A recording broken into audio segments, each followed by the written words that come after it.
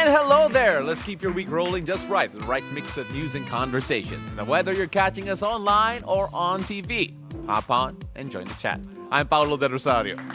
Hello there, beautiful people. I'm Asis-Carilo. Here's your daily dose of deep dives and good vibes. Welcome to Beautiful Day! Naku, akala ko nag-aaway yung mga mic stand natin Akala ko inihigit mo yung mic ko Like, mic. I only need one, all right? I only need one. But of course, it's great to be here today and to talk about so much news that happened over yesterday. And of course, we have a few of the hotter tops to talk about, especially with one of our first guests today. We're gonna talk about yung traffic situation sa Metro. Oh my gosh. Nakakainit ulo naman talaga yung traffic, right? Grabe. And people It has been really bad for the past couple of weeks. People have been complaining. And nakita natin yung, they posted photos of this on Facebook, on social media actually, yung Antipolo traffic. That was so...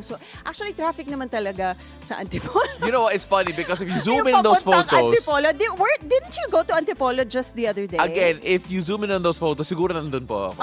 Nag-hire rin po ako. I mean, like, it has not been a happy time climbing up Antipolo, but then it's not just the only place. We talk about Marcos Highway. We talk about EDSA in particular. I've seen so many stories of people literally taking hours to get home. Minsan nga, Skyway traffic. Exactly. Skyway na yun, ha? So, I mean, there are so many things to consider when it comes to ano yung mga solusyon para sa traffic situation. Of course, we'll have James Deakin to help us parse through it. Because to be fair, there's no one real good solution here so far. But apart from that, we also have something for Weather HQ. Later on in the show, we're going to talk about how Abaca Fiber is taking center stage when it comes to the Christmas season natin in terms of yung mga holiday decor and of course, fashion statements. Fashion statement, yes. I love those Abaca bags. Yes. I love that. Yun na lang gift mo sa akin. Okay, sure. Sige, balik ko na yung gift na binili ko. Sayang yung Rolls-Royce mo, sayang. Wow! Abaca Fiber na lang. May payon yun? Hindi, yung payon lang yung bibigay ko. Diba? Pwede. But okay, of course. Naka-order na ako noon online sa Lazada. Parang tagal na. Nung Di pa nakakarating? because that was supposed... No, I got it na. That was supposed to be my Halloween costume, like a Rolls-Royce payong. Okay. And then, Sige. there you go. But I have it na, so no need to give me another one. But anyway, our resident energizer and Feng Shui master is gonna be joining us live. Master Hanz Cua with his 2026 forecast. He's gonna be here. What a way to end this week. Oh yeah, for sure. Yeah. What a way to end this week, and of course, what a way to really set up in 2026 natin. Because as much as we're looking forward to Christmas, we're also looking forward to what the year has in store for us. That's now, we're right. also live over on Facebook and on YouTube. Do like, comment, share, subscribe, and Anne is waiting for your comment. That's right, BNCPHL. Go ahead and send us your messages, shoutouts, your questions. I'm sure you have a lot to ask Master Hanz later. Yung mga swerte na fortune ang year of the sheep, year of the snake, year of the horse like Paolo. So go ahead and send us those questions our way. I always check our social media comment sections. Yes. And I didn't realize that everyone now knows I'm a horse. But anyway. Eh, lagi naman natin pinag-uusapan yun. Diba? Okay, so we're gonna move on here Yes. because we normally start off the show by taking it on the road. And That's right. Anne is driving that. Let's go check the situation in major thoroughfares at this hour, guys. First up, let's take a look at what's happening along EDSA Quezon Avenue flyover. As you can see, both lanes looking very busy already at this time of the morning. Left side of your screens, you're seeing vehicles heading to Quiapo, moderate to heavy traffic already on that stretch. So a little patience, please, on a Friday morning. On the right side of your screens, you're seeing vehicles headed to Quezon Memorial Circle, moderate to heavy traffic there as well. Now let's take a look at EDSA White Plains this time. Left side of your screens, you're seeing vehicles heading to Shaw Boulevard. You're going to be stepping on the brakes if you're heading southbound, moderate to heavy. Let's just say that's heavy traffic already on that stretch. Right side of your screens are vehicles heading to Cubao. Everything green and go. Now, heads up to motorists. The expanded vehicle number coding scheme is in full swing. It's a Friday. So vehicles with license plates ending in 9 and 0 should be off the road right about now until 10 a.m. and again later from 5 p.m. to 8 p.m.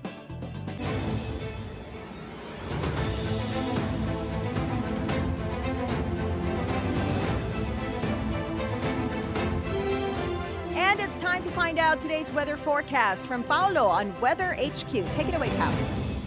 Thank you so much, Anne. Let's take a look at the local weather, where there are 3 different weather systems shaping up our day.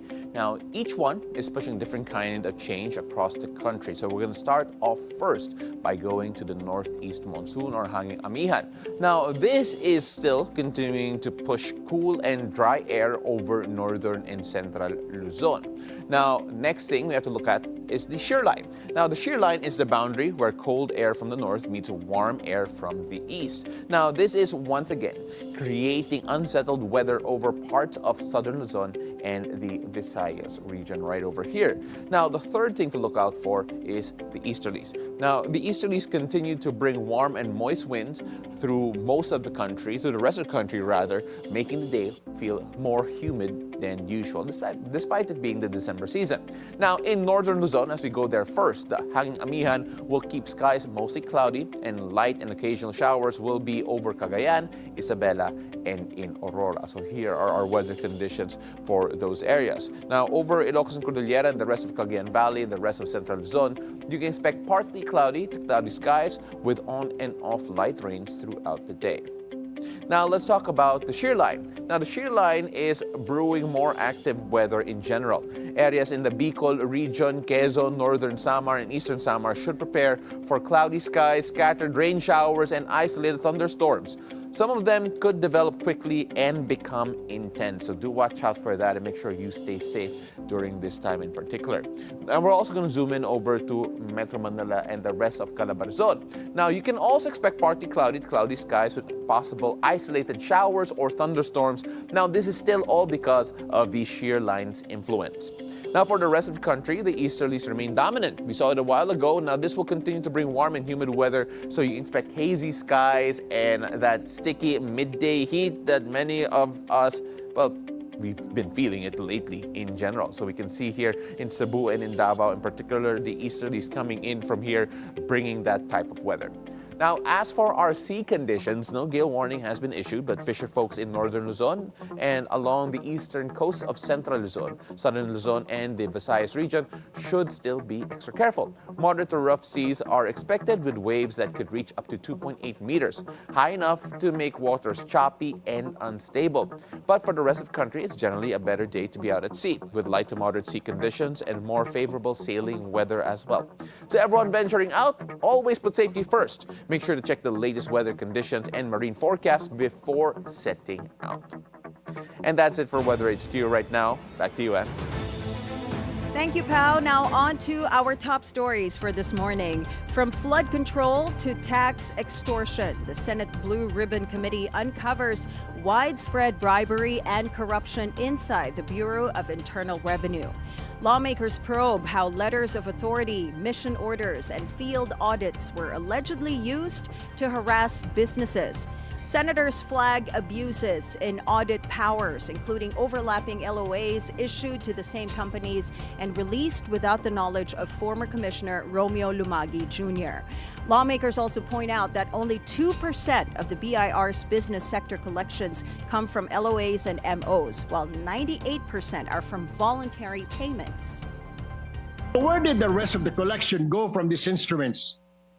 Di po sa bulsa ng mga examiner, RDOs at regional directors. Ganito po yung modus, Mr. Chair. 25% lang ng koleksyon kasi napupunta sa gobyerno yung may resibo. 75% goes straight to their pockets. Former Commissioner Lumagi Jr. acknowledges shortcomings but insists he pushed integrity during his term. Meanwhile, newly appointed Commissioner Charito Mendoza is rolling out audit reforms, including tighter clearance for LOAs. You know, it's really disheartening when you watch the news and you see all these corruption cases, corruption in different departments of the government. Nakakalungkot, di ba? Because it's taxpayers' money being pocketed by people who are in position. And this is not just happening, una nakita natin from the Department of DPWH, flood control projects, and now we're seeing corruption in the BIR. And there was another report last night on Agenda about yung cash aid Yeah.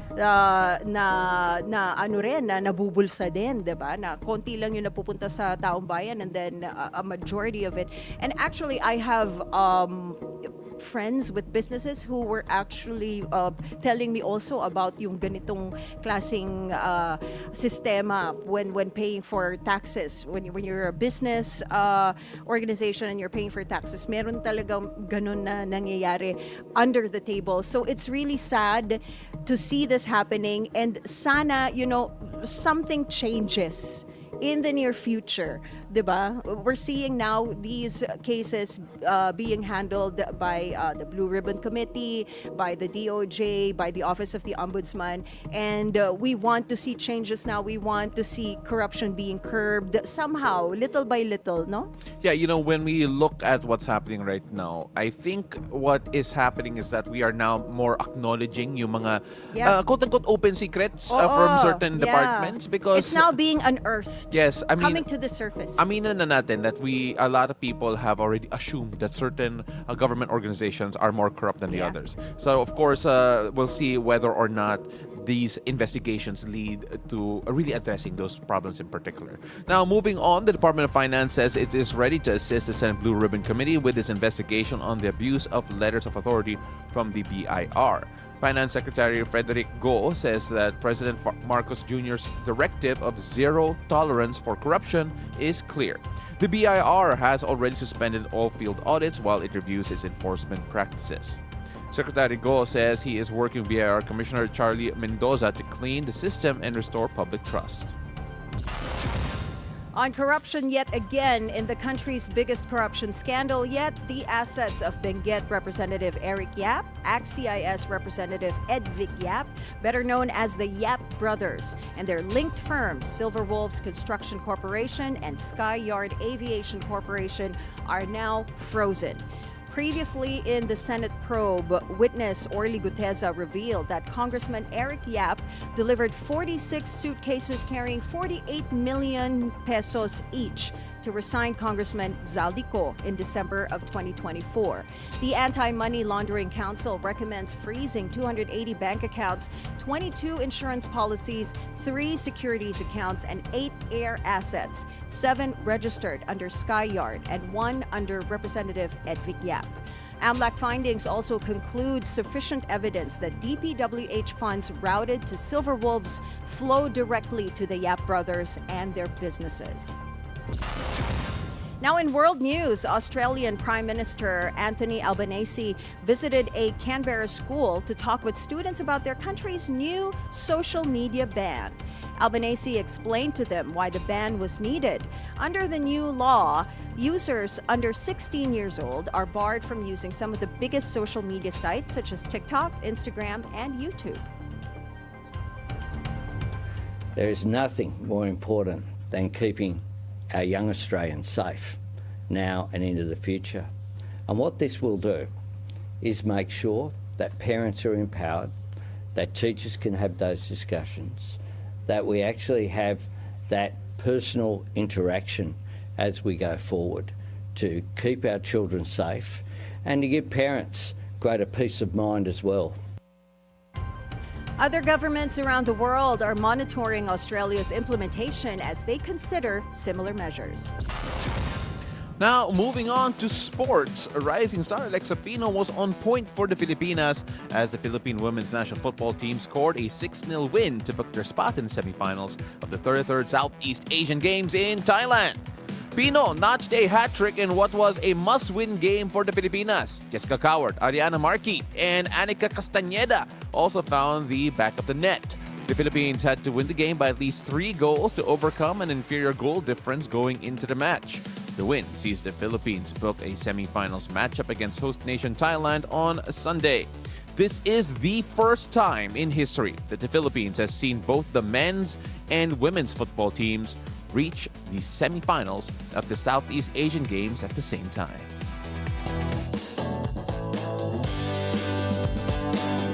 Okay, here we go with our first cup of tea. Disney has hit Google with a cease and desist for copyright infringement.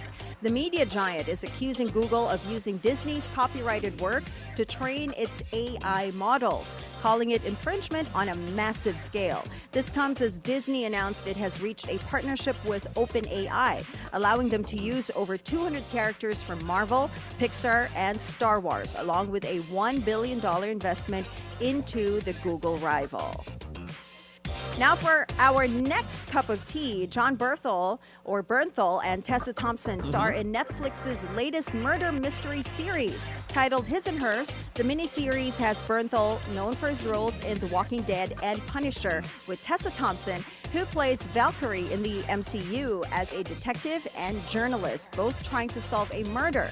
But here's the twist. They suspect each other of doing it.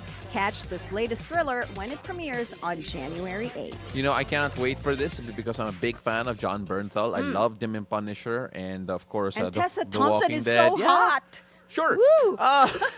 Ay, hindi ba siya tay? No, okay lang. I mean, Okay. like, you know, that's not the first thing I always say. Okay. But at the same time, when we, you know, I just want to go back to your other story here. AI? On, yeah, the AI. I mean, like, I'm I have surprised. so much to I'm say surprised. about AI. I'm surprised you didn't go off on the AI yet. I'm surprised that they actually partnered with OpenAI and allowed them, OpenAI, to use over 200 characters from Marvel, Pixar, and Star Wars for AI. And we're going to leave it at that because that question already is a big one to leave everything with. Yes. Because we have a lot to talk about here. Up next, a very silent night might just happen for Metro Manila shoppers as the MMDA calls for a stop on holiday sales to ease traffic. Now, we've got automotive journalist James Deakin to talk about that when Beautiful Day returns. Don't go away.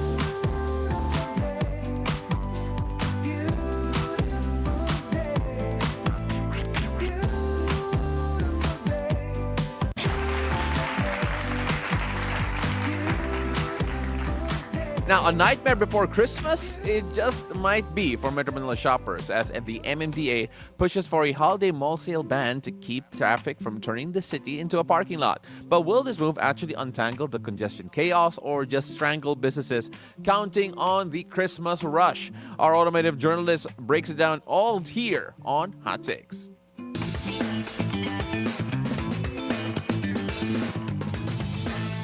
You know him, you love him. He's back on the show. James Deakin. Thank you so much for waking up here Hi, and joining us James. this morning. Good morning. What's up, guys? Good morning.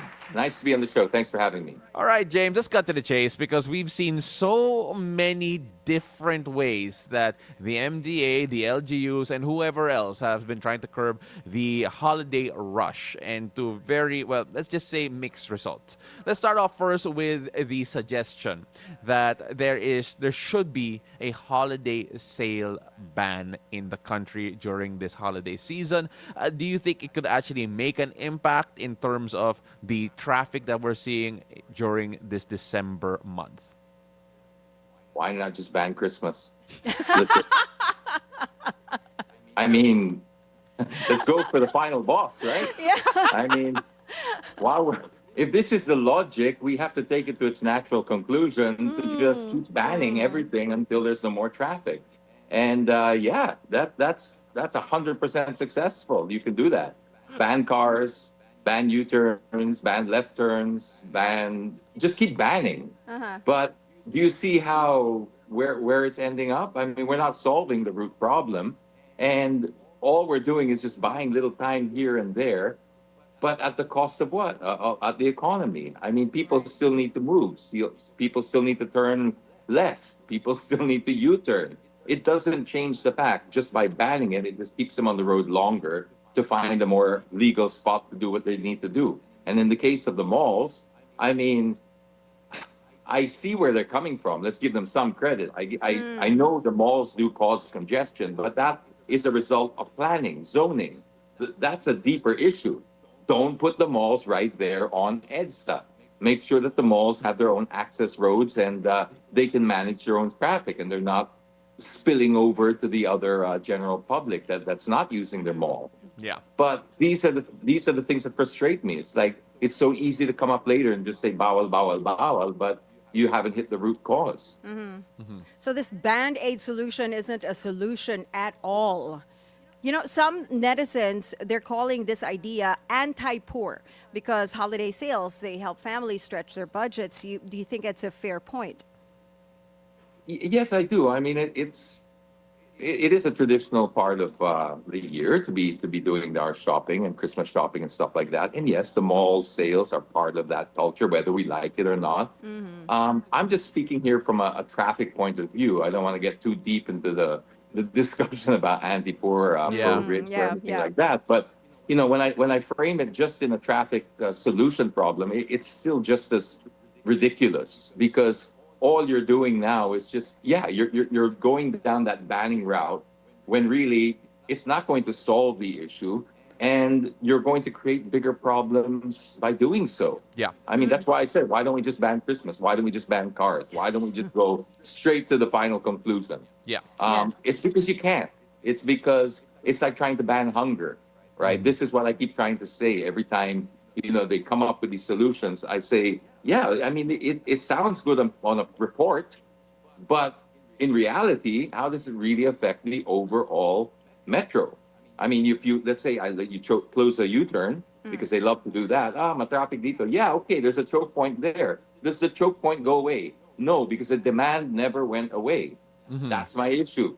That's the issue that needs to be addressed. It's demand, it's volume. Yeah, you know, speaking of volume, I want to go on to what was a viral moment, unfortunately, on Marcos Highway, where it felt like everything just went on pause.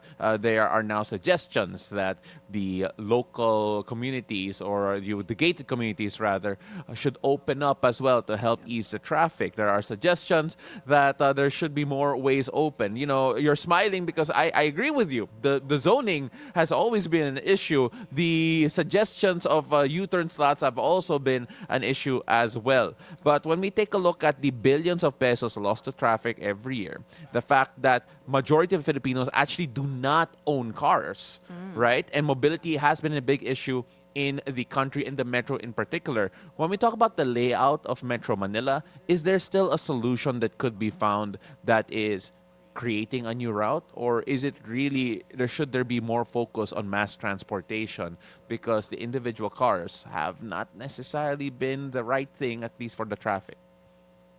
I like the way you started that and framed this whole discussion because you're right about the zoning. It really goes back to that. Forbes Park, for example, that was, I think, the late 40s that they started that. McKinley was a military access road that they basically gave back to the public. The interior roads, Palm Avenue of Dasmariñas, etc., these are the ones that they're planning to open up. These are private roads that were privately built and privately maintained. And some would make the argument, I'm not from those villages, by the way, so I'm just not speaking on my personal benefit. I'm just trying to make the case for, yes, you built those roads precisely, some will argue, because of a failure of government to provide a safe, secure place. So they bought in good faith, they spent, and now government will take or ask if they can take those roads when there's traffic. So what precedent do we set? If you can just, every time there's a traffic crisis, you can reach into a private road and have them open them up.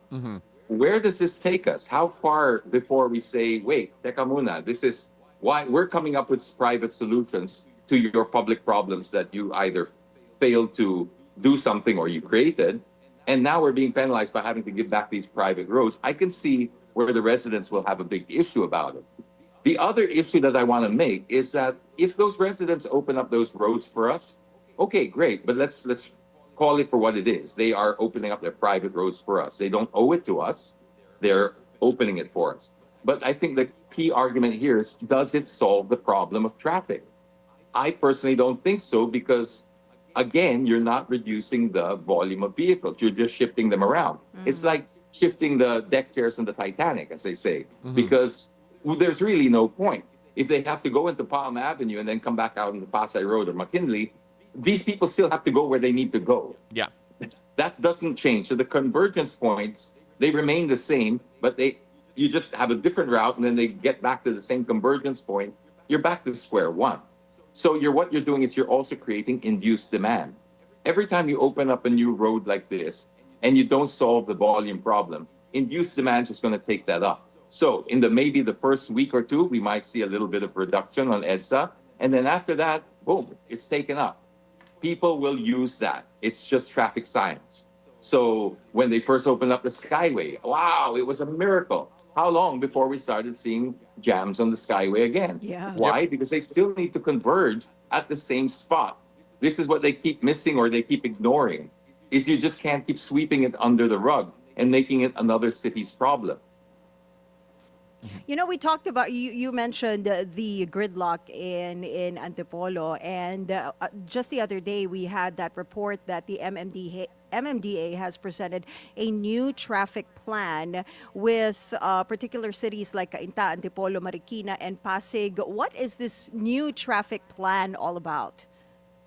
Oh, I'm not too familiar with the new traffic plan, but unless it involves going down to the core problem, I'm not really interested in listening to it anymore, because it's just the same old things. It's that we'll ban this color car, we'll ban this, we'll make an electric car, okay, but we'll make a gasoline car like this. I mean, it's not, again, you're just symptoms. You're just fixing the symptoms. Yeah. And we all know this. This is not rocket science. It's not new. I've been on these shows multiple times saying the same things, and everybody goes, yeah, that's right, but nothing's done. Yeah. So it gets very, very frustrating to keep on. It's almost like, is there any other way except the tried and proven way? That seems to be our attitude over here. I know it worked in every other country that they tried this in, because traffic is not a unique problem to a specific country. It's a universal issue. Yes. And people have been down the road ahead of us, have solved it through mass rapid transit systems. They've solved it through decentralization. They don't make it just like Imperial Manila or whatever their cities are. They spread out the economic opportunity outside. They do zoning and planning correctly, like we see with Forbes Park and Dasmariñas. They in hindsight, they should have never planned it that way if they had tried to future-proof it, knowing that this would be the central business district at some point, or financial district. Those are two huge properties or massive properties that really do, I will agree, they do not serve the public well. I agree with that. Yes. But I can't also blame the private residents, because they bought in good faith, trying to also escape the problems that we are now facing. So who do we blame for that? It's zoning. It's back to zoning. You zone that as a subdivision. Look at the lots and look at the congestion in that area. It's prime property. Yes, of course, it would be better if those roads are opened up, but then you can't have both ways. You can't sell it to them as a solution and then rug pull them when you can't find a solution for yourself.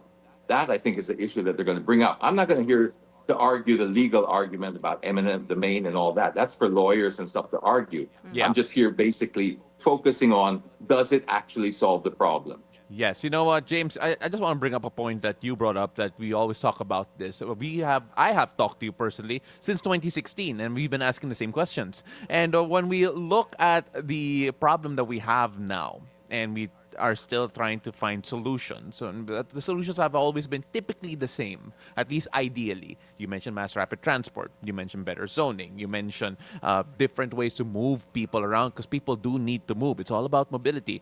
When we take a look at the ideal scenarios, are there any cities that you see all around the world that you think that, hey, this could be applied to Metro Manila in an ideal setup, and at the same time in a realistic setup? Because some people would point to, for example, Jakarta in particular, that has invested very well on the railway system and has decongested traffic in a different way in Indonesia. Are there examples like that you think Manila could look at? Yes, I could. I think Thailand's also a good example. Bangkok has built some clever solutions around this. They did invest in their BART system, and then they also invested in the flyovers and the expressways, elevated skyways, etc.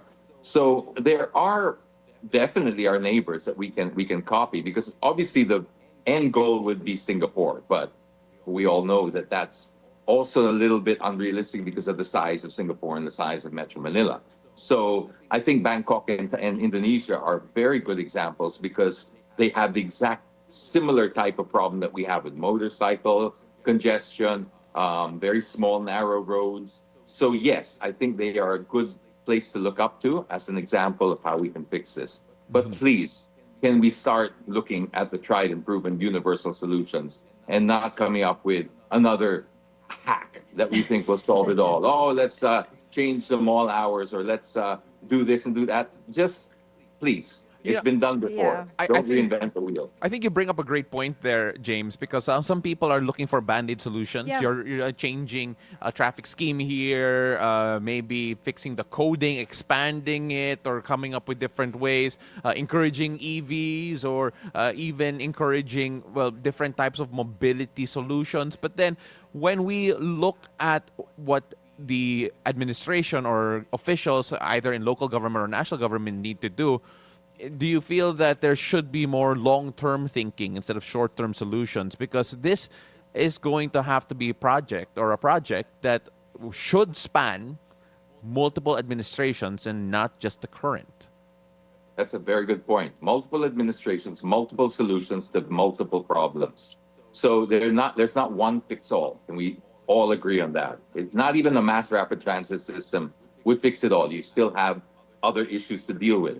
So yes, they need to have a concrete plan that transcends other administrations and that somehow has some kind of autonomy that cuts through all the bureaucracy of that's not our idea, we won't implement it, etc. Definitely, they have to come up with also a variety or a basket of solutions. For example, I think in just attitude alone, this would go a long way. What I mean by attitude is if you encourage carpooling, for example, you encouraged genuine ride sharing, like how ride sharing was actually done in the spirit of ride sharing, which was when people before, I don't know if people would do it now anymore because the landscape's changed, but when ride sharing was first introduced in the Philippines or in the world, it was really you as a private owner could share your car whenever you wanted. That was the whole point. It was not an owner-operator business model. It was you, a private owner, had your monthly payments, and you would subsidize the cost of those monthly payments by driving in your free time. That meant we had activated all these cars on the road that could serve as public transport whenever they felt like it. Then we didn't have to do anything except just allow them.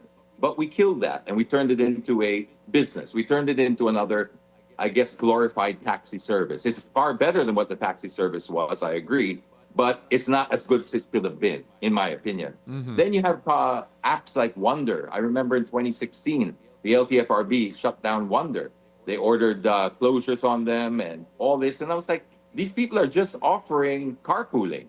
That's it. And you have a community behind them, a big community. In fact, this community is still there, even though they're banned, because you just can't stop a good idea whose time has come. And carpooling is another solution. And so this is what I mean by attitude. It's like when the government shows, look, we want to be partners in the solutions here, they would encourage things like this, not bawal, bawal, bawal. But every time we come up with a solution like this, bawal, bawal, bawal. So it's like, come on, guys. I mean, where do we go from here? We really have to start looking outside. I wouldn't even say outside the box, because these solutions I'm proposing are the actual traditional solutions. What we're doing now is looking at digging through the box going, is there anything else? Is there any other miracle here that nobody else has thought of? That's what we're doing, you know? And it feels so arrogant because it feels like we know better than the rest of the world when we have one of the worst situations in the world. You know, so it looks arrogant. Well, James, you know what? I wish we had more time to talk. To be honest, I could talk to you for 2 more hours and maybe on a car let's take ride. A drive down EDSA. We can talk for 8 hours. Yeah. Yo, I was going to say. That's true. Or go to Antipolo, bring James with you, and you'll get stuck there for like a couple of hours, and you'll be able to discuss so many things, probably come up with long-term solutions to this problem. Yeah, I was going to say 2 hours, 3 kilometers. Why not, right? All right, but exactly. James, we got to wrap things up here, but we normally end on a positive note, no matter how intense this gets. And Anne, take it away. Our show is called Beautiful Day. So, James, what makes your day beautiful? My day is made beautiful by right now. As much as the traffic is driving me crazy, I still love the Philippines. There's no place else for Christmas than the Philippines. I really feel the Christmas spirit. It does get intense, but then I would still think this is the only place, the one place I really want to celebrate. So that's where I find beauty right now, is in the people. James, we really appreciate you coming on and sharing your candor and your insights, and it's always fun talking to you. Really appreciate you. Thank you, guys. Appreciate you too. Ladies and gentlemen, James Deakin. Now, when we return, we'll talk about how Abaca is shining this Christmas season, from fashion to festive decor.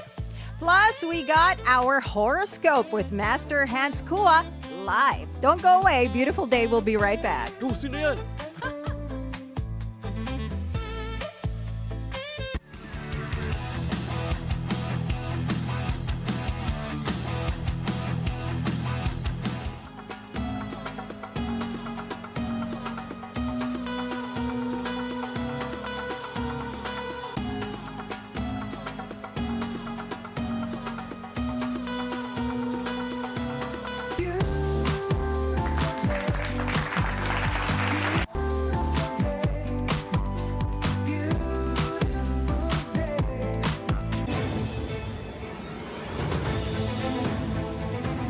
Welcome back. So watching Beautiful Day. This is Weather HQ.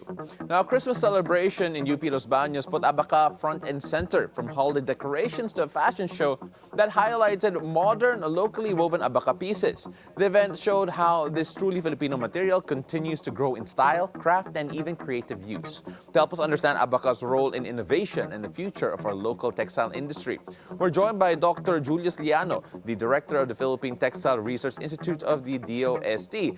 Magandang umaga po, Doc Liano. Thanks so much for joining us this morning. Magandang umaga, Paolo. Magandang umaga po sa inyo lahat. Yes. Now, let's talk about yung significance po of Abaca in this year's Katabi Kahimig Paskong UPLB 2025 celebration. Now, why was it important that Abaca was at the heart of yung celebration na to? Alam mo, yung Abaca kasi is very Filipino, and Abaca is actually a triumph of the UPLB community in putting, in cutting that whole problem of the Abaca disease. Itong Abaca natin na Dioscoro 1 is actually the Abaca variety that's resistant to the virus that has been plaguing the industry for quite some time. And I'm referring to the virus talaga na pumapatay ng Abaca. So, it's a celebration. We highlighted it through a fashion show, and they use it as well in the different decorations that they had at UPLB. Well, you mentioned po that it's more resistant to the virus that affects Abaca plants, yung Dioscoro 1. Can you tell us a bit more about yung proseso nito? Like, how was it able to actually resist it? What type of work went into creating a more resilient variety of Abaca? Well, that was actually the beauty of it, and that science and in action. So we have the native Abaca that was actually crossed with a native banana called Pakol, and at yung cross nito gave the resistant variety. And then, of course, there are also a lot of genomic processes that happen, meaning binakross pa nila to further refine it and further improve genomically yung content niya as Abaca. And I think we are now nearing about 90% genomically Abaca pa rin yung variety na to. So the resistance that came from the native Pakol species was actually instrumental in improving the resistance and the properties as well of Abaca, particularly for textiles and for paper. We've seen Abaca used in fashion for a very long time. It is not a new material para sa Pilipinas, but then at the same time, it is still one of the things that people look for in modern fashion and design. Nakita nga natin to sa UPLB fashion show. But what are the qualities of Abaca that you feel that, we still turn back to over and over again, because it has, we talk about yung tradition in the past, but now we're seeing it more used in contemporary settings? Alam mo yung Abaca kasi is really Filipino eh. It's endemic to the Philippines. We're actually supplying the world. Almost 80 to 85% of the world consumption of Abaca comes from the Philippines. So, pag sinabi mo Musa textilis, that's the scientific name of Abaca, that's technically Pilipinas. Kaya parang napaka-natural yung affinity natin to Abaca as a material, and Abaca, of course, as an expression, as a tool of creative expression, particularly in textiles and in crafts. So, talagang bumabalik talaga yung Pinoy pagdating doon. And the good thing about Abaca is that, of course, it's ours. It's really us. The fibers from this improved variety is finer, it's whiter, which is more desirable for textiles, and it makes it a lot easier to process now than maybe what we had in the past. So talagang there was a renewed vigor and interest for this material. Do we also see more demand across the world? You mentioned the Philippines is one of the key providers, if not the provider worldwide. Do we see actual demand for abaca wherever you are? Yes, actually, ang malungkot dito is we're actually shipping it out as raw fibers, which is for me not a very good way of, taking advantage of our natural resources. There must be a step transformation in the Philippines. So yes, we export it as raw fibers, maybe for cordage or maybe for other subsequent industries like pulp and paper. But we can actually do it here in the Philippines, and maybe what we get out or what we ship out are actually higher value abaca products. So this is part of the entire conversation. Textiles is just one of the springboard of this conversation. Kasi alam mo, ang textiles, madaling mag-appeal, no? Once you see something beautiful, we are really also drawn into it. A very, very Filipino trait. So we use the textiles, we use the fashion as a way to get us to converse, to get us to talk about it. And hopefully we have a better bid this time by making sure that abaca really realizes its value in transforming lives of ordinary farmers. In the Katabi, in UPLB, we actually had farmers that came all the way to Catanduanes to be there. So it's a very nice way of showing how science really works for the people and how this could actually redound to economic and social development. Doc Julius, I think we just saw a photo of you being part of the fashion show. And can I just say, you rocked the stage with your walk. At the same time, you mentioned it a while ago that this could be used for more, and we're expecting, or at least hoping, that it will be processed when it is actually exported out to a wider audience. Do you feel that fashion and even interior design, because we've seen abaca used in the decor para sa UPLB fashion show in particular, do you think that these are good avenues to actually process abaca and make it more readily available for a worldwide audience?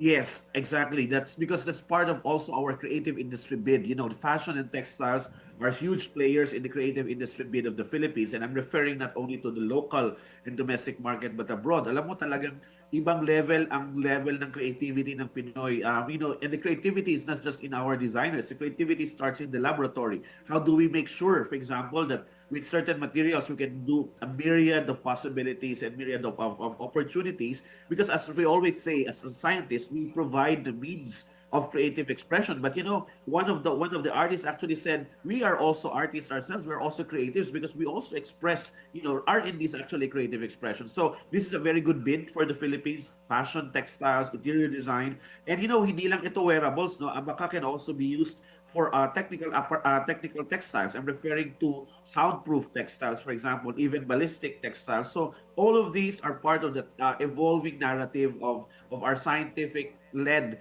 bid to reclaim whatever we have lost as far as our competitive advantage in using and taking advantage of abaca. Doc Julius, it's now one of my personal goals to share the stage with you to wear abaca or for a fashion show. But of course, it is a holiday season, and I'm sure a lot of people will be interested in more abaca fibers, more local Filipino heritage fibers in particular. Just what message do you have for all of those holiday shoppers out there who would like to consider Filipino fabrics, Filipino textiles when it comes to yung gift giving nila this holiday season?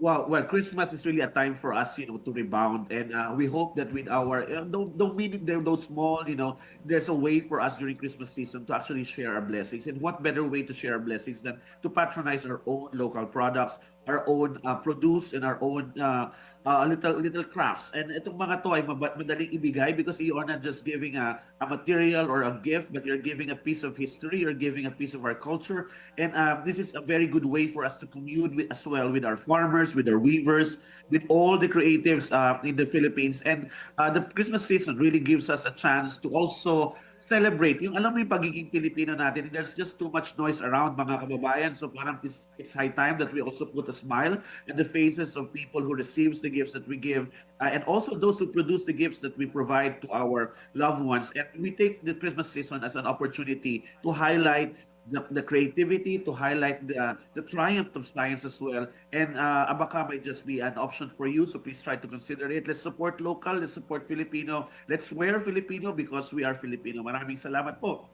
Well, Doc, that will make everyone's day beautiful. Really appreciate your insights and of course, yung humor and candor niyo po. Maraming salamat and hopefully we can talk to you again soon. Yes, thank you very much. That's Dr. Julius Liano from the DOST. That's all for Weather HQ, and back to you. Thank you, Pao. Now it's time for us to find out what the stars have in store for us today. Let's hear it from our resident energizer and feng shui master, Hanz Cua, in our horoscope of the day. Take it away, Master Hanz.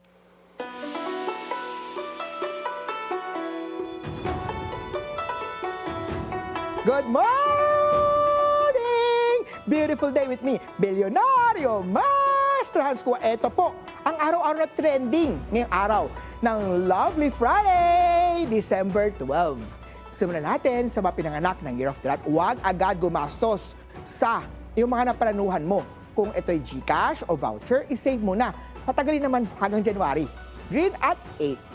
Ox naman tayo kung may special Santa nagbigay sa'yo ng regalo sa desk mo. Tanggapin ito na may ngiti pero huwag agad mag-assume. Ito naman para sa mga singles. May admirer na tahimik lang pero totoo at sincere siya. Yellow at 5. Kay Tiger naman tayo, huwag gamitin ang bonus pang utang sa mga kaibigan mo. Baka mawala pati friendship nyo. Red at 6. Kay Rabbit na tayo, iwasan natin ang gastos sa mga mini celebration. Maganda rin na tahimik at magpahinga ka na muna. Blue at 1. Kay Dragon na tayo, kung antok ka na, power nap sa lunch break, hindi energy drink. Silver at 3. Kay Snake naman tayo, chill ka lang. Unti-unti natin ang trabaho habang pinapanood ang mga reels, mga highlights ng party. Purple at 2. Ito naman, Care of the Horsey. Nakikita kasi ni boss ang effort mo. Kaya keep that same energy sa trabaho. White at 4. Kay Sheep naman tayo, magandang araw para magpasalamat kay boss o mga trabaho na tumulong ngayong taon na to. Yellow at 7. Kay Monkey naman tayo, mag-break sa screen. Maglakad sa labas kahit mga 5 minutes. Green at 9. Sa Year of the Rooster, kung may napalanunan kang item, i-donate ito kung hindi kailangan dahil suwerte yan. Red at 8. Kay Dog naman tayo, medyo chill ang araw sa opisina. Pero wag masyadong kontento. Dahil nakikinig si boss sa chismisan. Blue at 3. Kay Pig naman tayo, sweet ang energy mo. Kung may nagregalo sa'yo ng personal gift, baka hindi lang Secret Santa yan. Gold at 1. Paalala lang, ito po ipatnubay lamang dahil ang tunay na swerte ay nagsisimula sa pagiging totoo. Abangan araw-araw ang horoscope of the day dito lang po sa Beautiful Day with me, Master Hanz Cua. Thank you, as always, Master Hanz Cua. Now, as we say goodbye to 2025, we also need to get ready for 2026. And here to guide us on how to start the year right is the Feng Shui expert we all know and super love. Master Hanz Cua joins us for a hangout.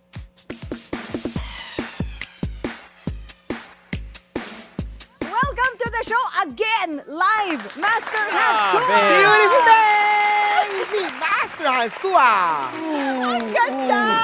The energy. I know! Good morning! Good morning! Beautiful day, Master Hanz! Alam mo, Good morning. sobrang infectious ang energy mo, Master Hanz, and it's so Super. great talking to you. We love it so much. Thank you po.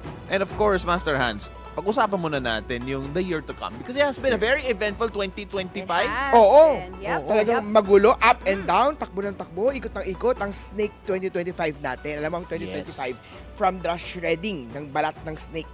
Ang 2025 energy kasi natin is yung mga old na mga habits natin, old na mga ginagawa natin, yung mga pagiging lazy natin, yung ayaw natin gumawa ng exercise natin, yung mga goal natin for the year, hindi pa rin natatapos. Natapos na ang 2025, patapos na ang 2025, wala pa rin nangyayari. Master, yung New Year's resolution na sinulat ko, wala naman nangyari. Magpapapayat na ako, magsimula na ako mag-diet, sisipagan ko, lagi ko pa rin tutulog, lagi pa rin walang nangyayari.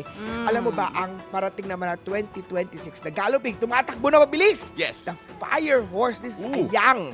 Young is very strong, very matapang siya. Fire, young fire. Tapos the horse itself, the characteristic of a horse kasi very, mabilis. Hindi pareha sa snake na dahan-dahan lang siya, take time. Ang snake, ang horse, is talagang mabilis. Fire is very fast. Yeah. Fire is very emotional din. Mabilis siyang magalit, mabilis siyang kumilos, mabilis siyang ma-exhaust, mabilis din siyang mag-give up, mabilis din siyang mag-change ng mind. So sa aspeto muna ng general energy natin, double fire, very strong ang fire element ng 2026 natin. Dahil very strong ang fire element ng 2026 natin, this signifies na yung passion, yung desire ng mga tao sa 2026 is very strong din. Sa usapang love life muna, alam mo ba ang love life ng 2026 natin? Yung mga tao na to, dahil very strong ang fire element, marami pa rin ang third party na lalabas. May mga mag-asawa, prone sila biglaan maghiwalay. Yung mga may matagal na mag-partner, may pagkakataon din na maghiwalay sila.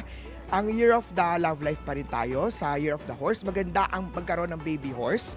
Especially if you're pinanganak ng sheep or goat or ram. Dahil si goat, sheep or ram is the best friend ng year of the horse. So this is your year to have baby. Pero mga sons, may edad na po, lolo-lola na, tita-tito na, pwedeng magninong o nagninang ng mga papanganak na year of baby horse. Dahil sheep, tiger, dog, at horse ay swerte sa baby horse. Bawal lang po ang baby horse sa mga pinanganak ng year of the rat because the year of the rat is the kalaban, the enemy, direct conflict ng year of the horse. All other signs are swerte. Ang isang horse sa bahay, horse signify luck, good fortune, swerte. Swerte po ang mag-display ng mga lucky charm na horse. Pwedeng 8 horses, 9 horses, any numbers of horses, tumatakbong horses, mas swerte po yan sa bahay, sa opisina, dahil yan po ay nagdadala ng swerte. Alam mo, in Chinese, may kasabihan tayong matao. Chengkong, ibig sabihin ng ma is horse, tao is dumating sa bahay, sa opisina. Chengkong, signify naman po, ibig sabihin po niyan is success. So, isang horse sa bahay is either lucky charm or baby horse man yan, ay nagdadala yan ng swerte. So sa pagdating naman sa finance o sa pera ng 2026 natin, fire horse, ang pera natin medyo tagtuyot dahil missing element ang money element natin. Alam mo yung Feng Shui, we discuss about elements. Okay. Ang element of water, which is the money element, based sa chart ng 2026 natin is missing, totally zero. So ang lucky color for the year 2026 is color blue. Water element, blue, it's either violet, any shade of blue, any water element sa bahay nyo po, sa opisina nyo po, will enhance the money or the suot ni Paolo ngayon, kulay blue. Kabayo rin Sabi ako. mo, any Kabayo shade din of, siya. any shade of violet. Yes, any shade of violet. Yes, Violet ba yan? blue color naman. are water element. Any water element sa bahay ay swerte. Pag-usapan naman natin ang kalusugan ng 2026 natin. Alam mo ang kalusugan ng 2026 natin dahil fire horse pa rin, mataas ang tsansa o mga sakit na may kinalaman pa rin sa mga cholesterol, BP, heart attack, Okay. mga stroke, Paolo. marami pa rin po yan. Ang 2026 din natin, marami pa rin mga development about sa beauty. So may mga bago tayong mga development, mga machines, mga iinom ng mga gamot ulit, mga stem cells, mga beauty products pa rin o mga beauty machines o beauty clinics pa rin ang mamamayagpag pagdating po sa usapang health. Health natin, babantayan pa rin ang mga lungs, ang mga ubo, sipon sa 2026. Pag-usapan naman natin ang karera. Sino ba yung mga career na swerte? Ang career sa 2026 natin, dahil fire element ay namamayagpag. So, career na may kinalaman pa rin sa social media ay number 1 pa rin. So, sa mga oldies, yung mga traditional na mga business natin, kailangan natin maging active, magpo-post lagi, magko-collab. Collaboration din ang career natin sa 2026 natin. So, teamwork, wala na tayong kalaban. Hindi na yung kalaban natin doon sa ibang naglalaban na tayo. Healthy competition pa din, nandoon pa rin tayo. Pero may collaboration ang pinaka-susi sa career ng 2026 natin. So, yan po yung general energy, general forecast sa lahat ng fire horse sa 2026 natin.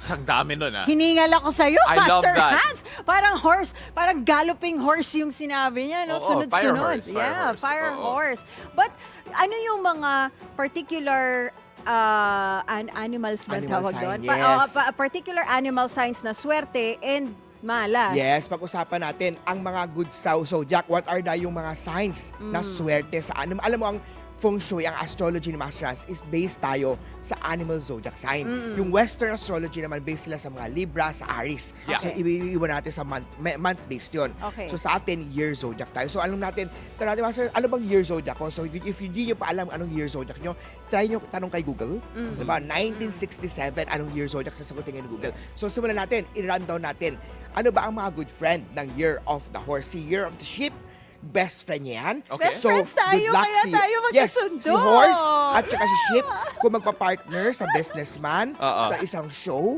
this will signify luck. Kung mag-operate sa negosyo, magpa-partnership, si horse, si sheep, si dog, si tiger ay swerte. Yeah. Okay? I-rundown natin ang 12 animal zodiac sa 2026. Simulan natin sa mga pinanganak ng Year of the Rat. Ang mga Year of the Rat ay kalaban ng Year of the Horse. This year, not your year to be aggressive, not your year to have baby, not your year to change career, not your year to start to expand business. Lalo na po, if your Year of the Rat, kailangan po ng cure with the Feng Shui, the Year God. Ito po ay dapat po may amulet ka or yung south direction ng Year of the Rat. Bawal nakaupo, nakaharap sa south direction.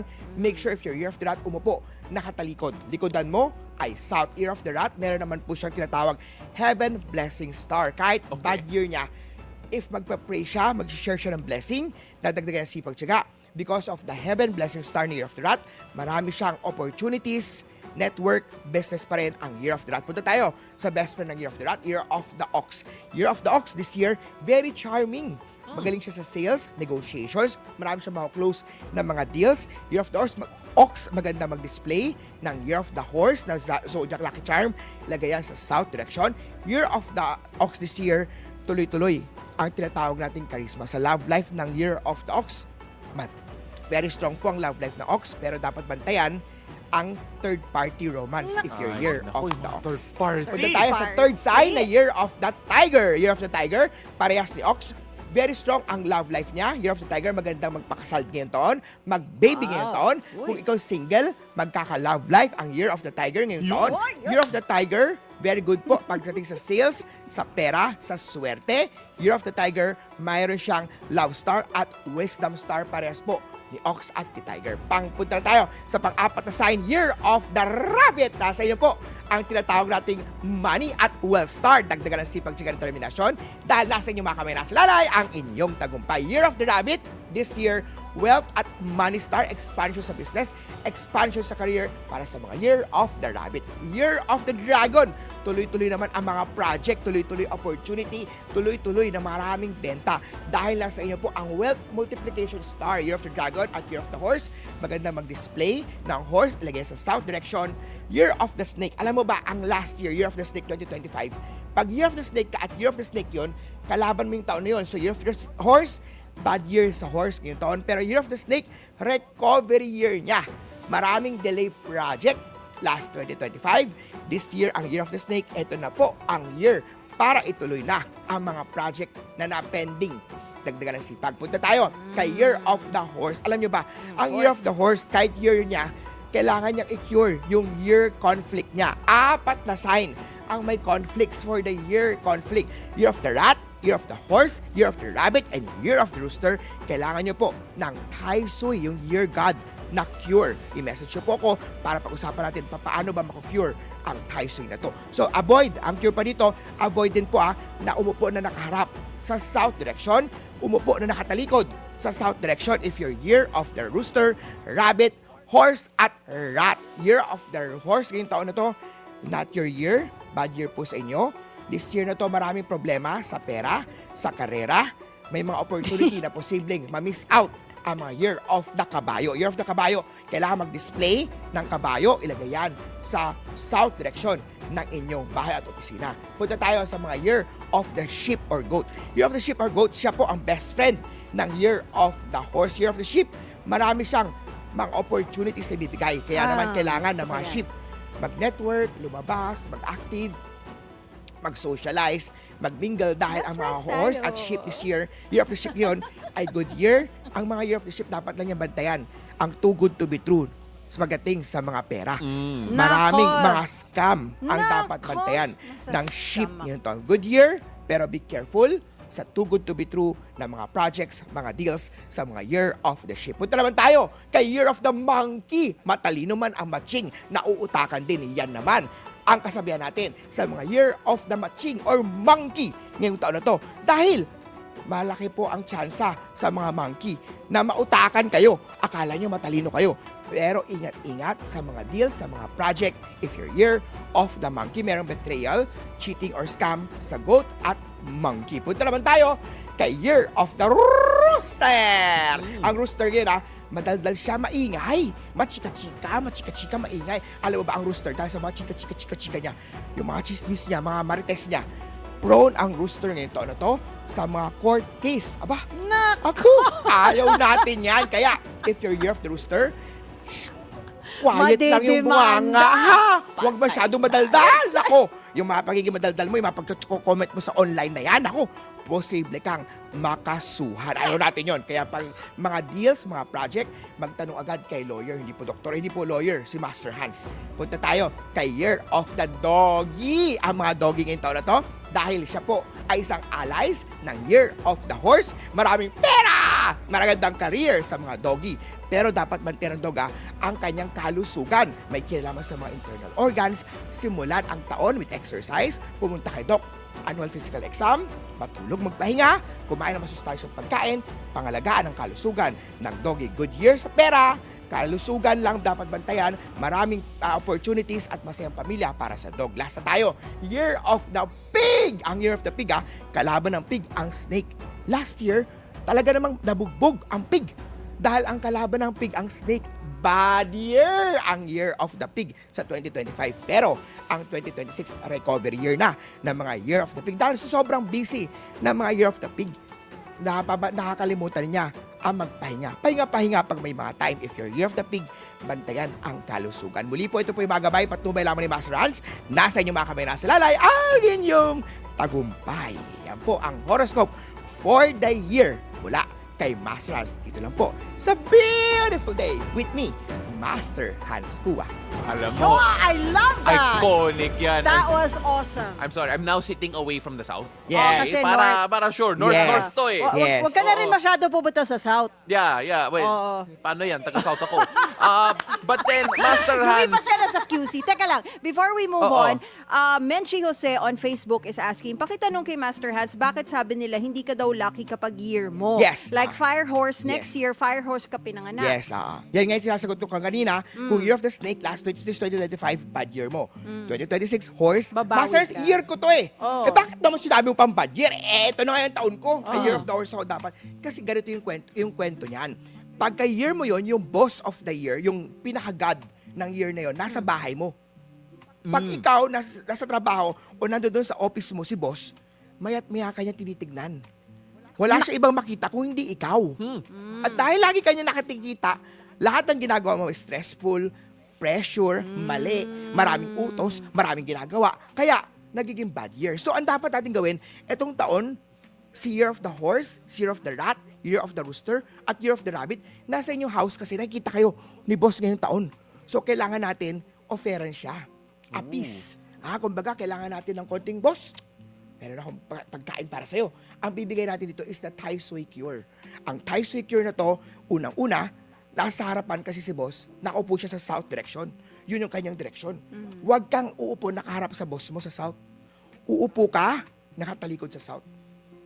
Kasi yan, pag nasa likod si boss, this will bring support sa'yo. So si horse, si rat, si rooster, si rabbit, bawal, maingay sa south. Dahil doon si boss eh. Kung diyan ka nagre-renovate, diyan ka naglagay ng music, magagalit si boss, ma-activate siya lalo. Init ang ulo niya, papamalasin ng year mo. So, kailangan nakatalikod tayo kay boss para si boss po ay nakasupport sa atin. Yan ang cure para sa mga question na, Master Hanz, horse year ako, bad year pa ang horse. Ayan po, dahil nasa house mo si year God, yung boss of the year. So, ibig sabihin yan, huwag ka raw haharap sa boss. Mamaya may meeting kami ni Chair. Hi, Chair, if you're watching. Mamaya pag nag-meeting tayo, tatalikod ako sa iyo. Talikod ka. Dapat nakatalikod sa south. Pag kinakausap ako, nakatalikod ako. Sorry, Chair. Diyan dapat si Chair. At sa least likod may, natin. at least may explanation na. Alam mo na, Chair, later. Of course. Pero before we let you go, Master Hanz, may forecast ka ba para sa Business, BNC? yeah. Especially for 2026. Sa business muna tayo? Business, okay. Tignan natin pag-usapan. Anong mga negosyo? Alam nyo ba, ang wealth element natin, which is the water element, is missing element. So, ang negosyo next year, this 2026, mahina. Mahina, magulo, walang pera ang negosyo natin. Very strong ang fire element, which is the resource element ng 2026 natin. Maraming pera, pero papunta sa iyo ay wala. Ibig sabihin yan, lahat ng business ngayong taon na to ay very competitive. Oo. Mapabusiness ka pa ng spa, pagkain, media, kahit ano pang negosyong gawin mo. Lahat yan marami kang kalaban. So anong dapat natin gawin? Dagdagan natin ang extra effort. Padalang horse, mabilis siya. Bago pa iniisip ng kalaban natin o mga competitors natin, dapat ginawa na natin. Bago tayo magplano pa lang, dapat nandun execute na tayo, nagbabantay na tayo, nauuna tayo sa market. Yan ang mga susi. Dapat collaborations. Dapat ang gamitin natin ang social media. Pang-boost pa rin ng mga sales, pang-boost pa rin ng mga benta. Ang mga industry na medyo magiging magpapalo pa rin sa 2026 is the fire business. Fire pa rin pagkain, very competitive yan, pero may pera pa rin dyan. Social media, mga vlogging, very competitive. Lahat ng tao vloggers na, very competitive yan, pero may pera pa rin dyan. Beauty, maraming mga beauty ang lalabas sa 2026 natin. Beautiful day. Beautiful day. O yung beautiful day natin. Marami pa nalabas sa mga beauty products, mga beauty, mga meds, na mga clinics, magbubukas pa rin yan. So dapat nauuna tayo sa market. This year, kailangan pa rin sa business, mag-aaral tayo continuously. Developing, continuously learning, and continuously executing output ang kailangan natin sa negosyo sa 2026. Mahirap ang negosyo, missing element ang pera, pero the resource element is sobrang dami. Ibig sabihin, maraming pera, pero hindi pupunta sa pocket na hirapan. Competitive. Sa BNC naman, Master Hanz. Yeah, sa bilyonaryo, syempre, bilyonaryo tayo. We wish natin na this 2026, balik pa rin sa bilyonaryo si Master Hanz, ha? Yan ang wish ko na 2025, nangyari. Boss Chair, alam nyo na. Oo. Pero sinabi mo rin, sana next year, hindi ka lang bilyonaryo sa news channel, pero bilyonaryo Bilyonaryo. talaga. Yan nga. Account mo na rin. Malapit na. Yeah. Malapit na. Kunti na lang. Kunti na lang. Let's claim it. Claim natin ang Yes. swerte. Oo. Yeah, claim natin sa swerte. So, sa Bilyonaryo News Channel, alam niyo ba, trending talaga. Malakas ang Bilyonaryo News Channel 2026. Let's pray and let's do our best pa rin para mas maging tuloy-tuloy pa rin ang pag-service o pagbigay natin ng mga information sa public natin. Wow, thank you for that, Master Hanz. Pero syempre, bago natin tapusin yung interview natin with Master Hanz, tatanungin namin sa iyo yung final question that we always ask our guests. We've Yes. been doing that for the past couple Year of... or so, yeah? Yeah, a year. What makes your day beautiful? Our show is called Beautiful Day. What makes your day beautiful? May gumaganda ang araw ko kapag nagbibigay ako ng daily horoscope sa inyong lahat. Alam nyo ba yung daily horoscope ko na to, yung energy ko dito ay sinishare ko sa mga nanonood sa atin. Sa mga nanonood sa atin, nag-aabang, mga talagang namang fanatics ng mga daily horoscope. Ano yung lucky color natin, wealth, health, love natin. Tuloy-tuloy pa rin tayo makikita-kita sa daily horoscope ni Master Hanz Cua. At ito po ay yung mga manonood sa akin, yung mga nagkantabay sa akin, yan po ang nagpapaganda ng araw ni Master Hanz Cua because it's a beautiful day with me, Master Hanz Cua. Thank you so much, Thank Master you so much Hanz po. Cua!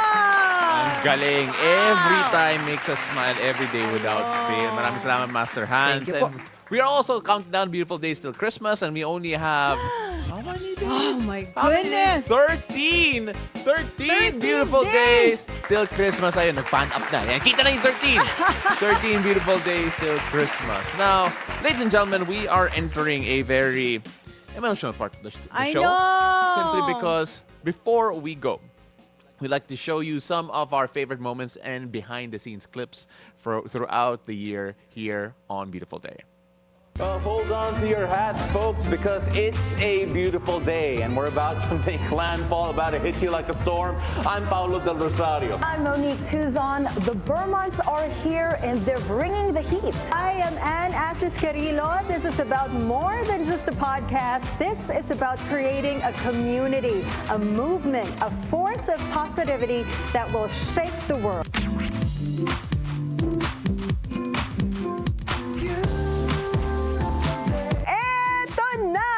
Is today going to be your lucky day? Let's go find out from our resident energizer and Feng Shui master, Hanz Cua, in our horoscope of the day. Take it away, Master Hanz! Magiging baka na tayo, guys. And hindi kita maaring iwanan. I feel attacked. Alam mo, ganyan yung mga... Oh my God, that's me! Tingin, itago mo ako. May sariling show! Iyong pagmamahal. Pagkugli sa liwanag ng ating pag-ibig. Sharon is shaking! Wow! Matanda ka na!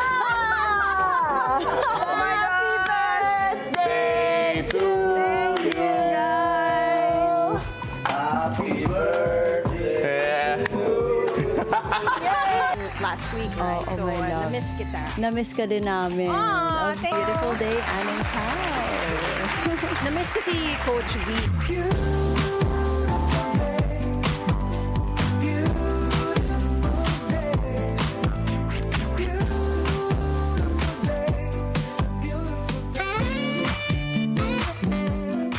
Now, ladies and gentlemen, in this industry, rarely do we see the end coming. But here on Beautiful Day, we were given the rare opportunity to formally say goodbye. Now, we did it last week, to be fair, but we were given a few more shows, so we get to do it again.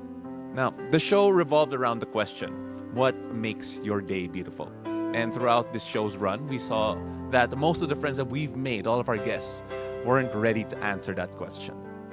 For myself personally, that one question made me appreciate every single member of our team here. From the production, led for a very long time by Kelsey Tello and Direcario Set, to every member of our crew here in the studio, both past and present. And every character that we have found and made throughout the past year and a half. We can talk about our former friend, Monique Tuzon. We can talk about Greg Cahiles. We can talk about Master Hanz Cua. We can talk about Coach V and every single member that has come on the show and made this special. I hope that as we wrap up this chapter, we made your day more beautiful with smiles, laughs, and the sunshine, especially when things were dark. It is rarely farewell for good, especially where we are at. So I think it's fair to say that for Ann and I, we will see you around. That's a wrap on our show this Friday, December 12th. Thank you so much for joining us here on Beautiful Day. And before I let you go one last time, what makes your day beautiful? The show really made my day, my life beautiful. Our partnership, the friendship that we have formed together with the whole team here behind us, this really made my day, every single day, my whole life, beautiful. We've had so many people come and go through the doors, join us here in the studio, help put the show together, and we can't mention everyone, but we'd like to say thank you for coming on and helping us make the morning what it was. Once again, ako po si Paolo del Rosario. Remember, keep it cool and take it easy. And I'm Ann Asis-Carilo. Quick shout out to my beauty sponsors, Sponsors pa. Lip Clinic and Pino Beauty Lounge. Kailangan! Have a great day ahead, guys. And always remember to choose joy and spread love and kindness wherever this day takes you. That line is mine. Thank you so much for watching. Beautiful day!